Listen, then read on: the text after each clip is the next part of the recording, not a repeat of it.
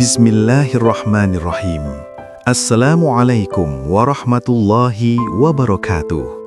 Selamat datang kembali di channel Ruang Hijrah. Sahabat beriman, dalam Islam malaikat adalah makhluk yang diciptakan dari cahaya oleh Allah Subhanahu wa Ta'ala. Maka dari itu, malaikat tidak pernah berdosa dan sangat taat kepada Allah Subhanahu wa Ta'ala.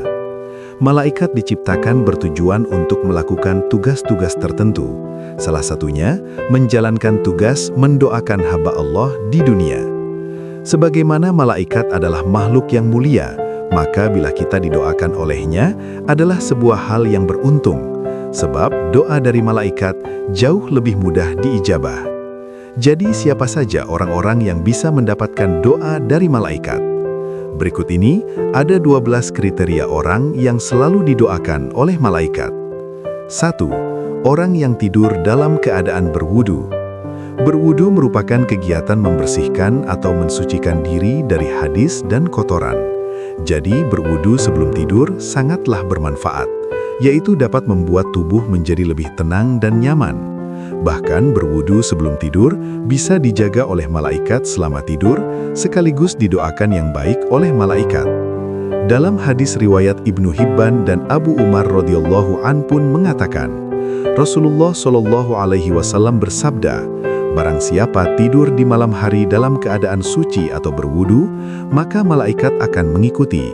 Lalu ketika ia bangun, niscaya malaikat akan berucap, Ya Allah, ampunilah hambamu si Fulan, karena ia tidur di malam hari dalam keadaan selalu suci. 2. Orang yang sedang duduk menunggu waktu sholat. Malaikat akan senantiasa berdoa untuk hamba Allah jika orang itu suka menanti-nantikan atau menunggu waktu sholat tiba. Orang yang selalu menunggu waktu sholat dalam keadaan suci, maka akan mendapat ampunan dari Allah Subhanahu wa Ta'ala.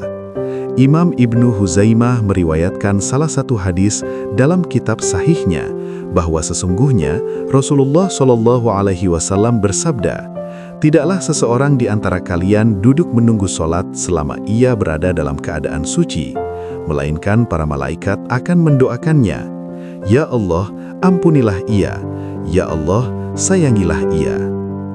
3. Orang yang berada di saf jamaah paling depan.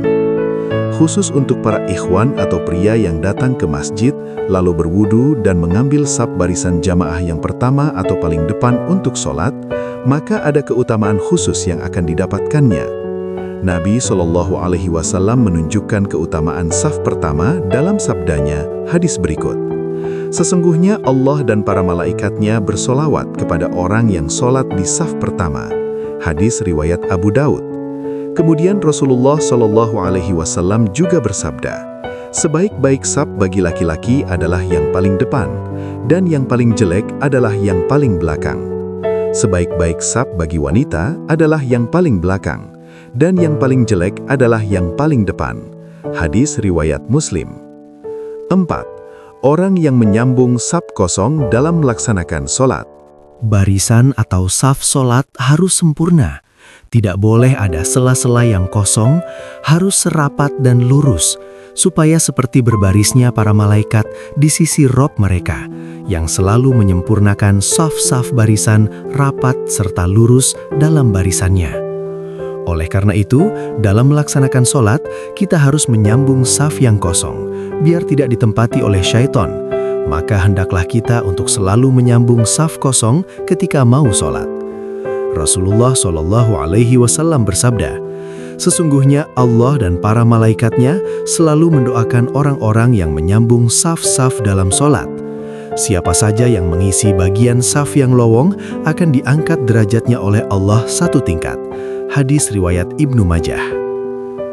5. Orang yang mengucap amin setelah imam membaca Al-Fatihah. Sholat adalah amalan wajib yang pertama kali dihisab. Oleh karena itu, sholat harus disempurnakan, dari takbiratul ihram hingga tahiyat akhir, supaya kita diselamatkan oleh Allah Subhanahu wa Ta'ala kelak. Seperti amalan dalam sholat yang perlu diperhatikan dan seringkali dianggap remeh, yaitu mengucapkan kata amin setelah imam membaca Al-Fatihah. Padahal mengucapkan amin tersebut merupakan perhiasan sholat dan memiliki keutamaan yang luar biasa, yaitu ucapan amin itu bersamaan dengan aminnya para malaikat, menjadikan dosa-dosa hamba diampuni serta menjadi penyebab terkabulnya doa. 5. Orang yang duduk di tempat sholatnya setelah melakukan sholat. Pastinya senang jika didoakan yang baik oleh malaikat, apalagi disalawatkan. Nah, itu juga merupakan doanya malaikat bagi orang yang selalu duduk di tempat sholatnya setelah melakukan sholat. Lebih baik kita duduk dulu setelah melaksanakan sholat, yaitu diisi dengan zikir dan doa, sehingga malaikat akan mendoakan kita yang terbaik di hadapan Allah Subhanahu wa Ta'ala. 7. Orang yang melakukan sholat subuh dan asar secara berjamaah. Sholat subuh memiliki keistimewaan tersendiri. Subuh adalah waktunya para malaikat berkumpul datang, sehingga ada banyak hal tak terkira.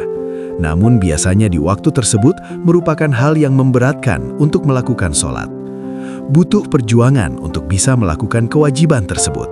Seperti contohnya orang melewati waktu subuh karena tidak bangun pagi. Padahal sholat subuh bisa disaksikan banyak malaikat. Begitupun dengan sholat asar. Waktu tersebut orang sangat sibuk, merasa enggan dalam melakukan kewajiban, padahal dua-duanya punya keutamaan yang luar biasa, apalagi secara berjamaah. 8. Orang yang mendoakan saudaranya tanpa sepengetahuan orang yang didoakan. Doa itu memang sungguh dahsyat, karena selain punya segudang manfaat, yang lebih baik dengan doa kita dapat didoakan balik oleh malaikat. Bahkan doanya lebih baik lagi dari itu. Bila orang yang mendoakan saudaranya tanpa sepengetahuan orang yang didoakan, doa tersebut akan segera dikabulkan. 9. Orang yang bersedekah. Sedekah adalah amalan yang sangat mulia dengan banyak keutamaannya. Dengan sedekah, kita akan jadi lebih naik derajat. Karena seperti dikatakan dalam firman-Nya, Quran Surat Al-Hadid ayat 18, yang artinya, sesungguhnya orang-orang yang bersedekah, baik laki-laki maupun perempuan, dan meminjamkan kepada Allah dengan pinjaman yang baik, akan dilipat gandakan balasannya bagi mereka, dan mereka akan mendapat pahala yang mulia. Selain itu, akan ditambahkan pula dengan doa para malaikat. Memang sungguh luar biasa kekuatan dari amalan sedekah ini. 10. Orang yang sedang sahur. Di balik waktu sahur, ternyata ada keutamaan yang jarang kita ketahui, yaitu bisa mendatangkan berkah kebaikan dan pahala yang mengalir. Berkah datangnya dari Allah. Sungguh beruntungnya orang yang sedang sahur akan mendapatkan sholawat dari Allah dan doa para malaikat di waktu tersebut. Kita dapat meluangkan waktu untuk lebih banyak beribadah kepadanya, jadi pahala senantiasa mengalir terus. 11. Orang yang sedang menjenguk orang sakit. Seseorang yang menjenguk orang sakit juga punya keberkahan yang hakiki, bahwa orang yang menjenguk orang sakit akan diberikan pahala serta keberkahan dari Allah Subhanahu wa Ta'ala.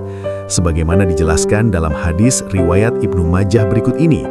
Barang siapa yang menjenguk orang sakit, maka malaikat dari langit memanggil, "Berbahagialah kamu, dan sungguh baik langkahmu, dan engkau menempati sebuah rumah di surga."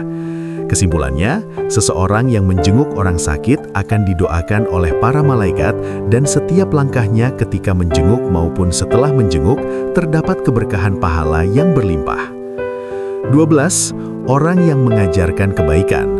Berbuat baiklah ke semua orang. Sekecil apapun kalimat tersebut sudah sering kali kita dengar, tapi dari kalimat sederhana itu memang harus kita terapkan dalam hidup. Sebagai umat muslim, kita diperintahkan untuk selalu mengajarkan dan mengajak manusia kepada kebaikan, maka pahalanya akan menjadi untukmu juga. Selain itu, orang yang senantiasa memberikan kebaikan juga akan didoakan malaikat.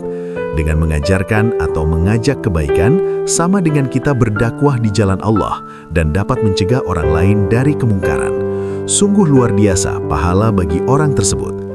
Nah, itulah sahabat beriman, orang-orang yang mendapatkan doa dari malaikat. Sekian dulu video dari kami. Jangan lupa dukung channel Ruang Hijrah dengan klik tombol subscribe. Assalamualaikum warahmatullahi wabarakatuh.